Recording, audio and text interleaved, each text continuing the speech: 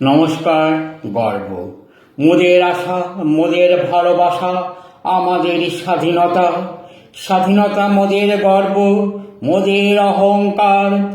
বলো কে চাই বাঁচিতে স্বাধীনতাহীনতায়? কত অছিলায় কত কাল ধরে ভারত মাতা ছিল বন্দী বিদেশিদের হাতে। কত বিপ্লব, কত আন্দোলন, কত যুদ্ধ, আর ভারত মাতার আঁচল রক্তে রাঙা হয়ে তবেই আসে মোদের স্বাধীনতা।